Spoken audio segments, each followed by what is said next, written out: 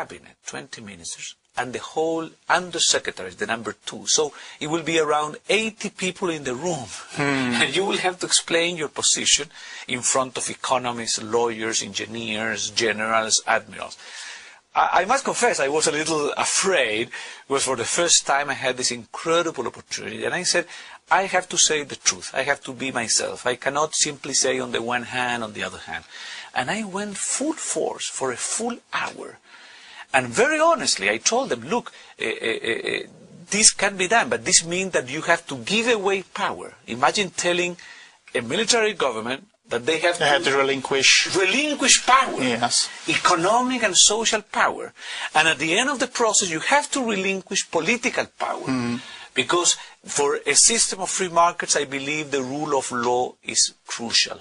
And you cannot have the full force of the rule of law if you don't have a democratic system. So after this, you were offered to join the government as a Secretary of Labour and Social Affairs. Yes. A few months later, because I went on TV, and one of my most important reforms was to transform the pension system of my country. That was bankrupt. It was managed by the government.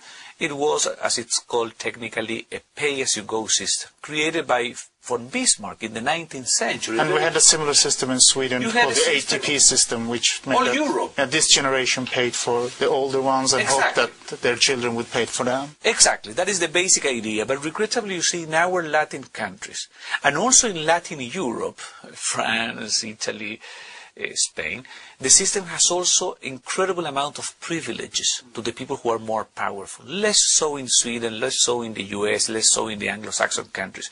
In other countries, the system had two problems. One is the demographic one, that is very well known. But the second was the incredible political manipulation. You gave favors to people whose votes you wanted. Specific interest groups. Specific interest. For example, in Paris, you always have a strike because the truck drivers want to retire at 55, paid by the rest of the country. So I had this idea at Harvard of giving people the possibility of having a personal retirement account, of saving for old age, of owning your money, of course saving in a very secure way, yes, very diverse, and controlled, strict, yes. And why? Because I thought that it was not only a good retirement system, it was also good for empowering the people. I believe in that sense that Karl Marx was up to something when he said, if workers only have their labor to sell in the market, they will be alienated from society because they will own nothing. He was correct there. Where he was terribly wrong was that he said the solution to that is for the government to own all companies, because then the workers will own everything. But we know that only a Politburo of old people will own everything. So I said, no. I would like to make every worker an owner, a small capitalist. Like a shareholder society? Like a shareholder society, but individually, through the market. It was at that time a very revolutionary concept. But these are applied any place in the world. No, it hadn't. But these are, on the other hand, very classical liberal concepts. How come that Chilean generals with like all military who are in a planned situation, also with a Chilean inheritance from actually German military way of solving things, accepted as such a pure liberal theory or approach? To be very honest, the military, you must remember, they came up because Chile was in the midst of political violence. We had a Marxist government that wanted to implement a communist system. The country rebelled. The Chamber of Deputies approved a resolution of August 22, 73 saying the government should go because even though it was elected democratically, it's not behaving democratically. So the military came on to fight basically a communist insurgency. But they didn't know at all about economics. They, in generally, as you say very well, they were Prussian-minded, you see, a centralized collectivist society.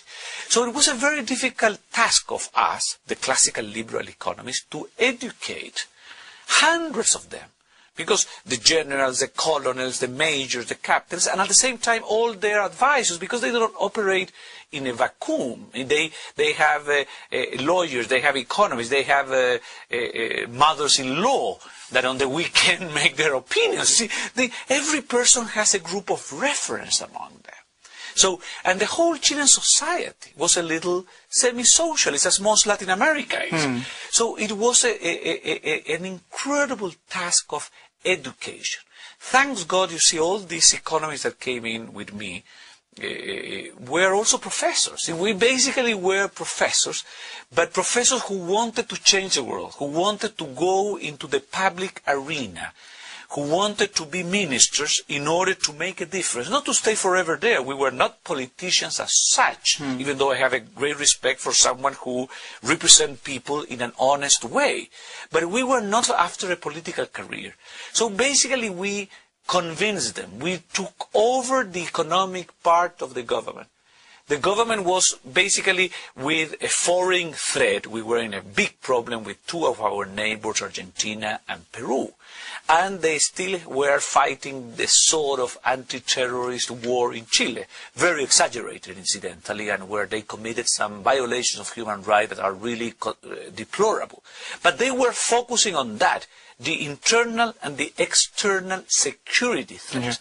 So we, the economists, said, well, allow us to manage the economy and build a new economic system, a completely different strategy in order to be able to grow at 7%, have full employment, eliminate or attenuate poverty. And in that way, we will create the basis for a stable democracy in Chile.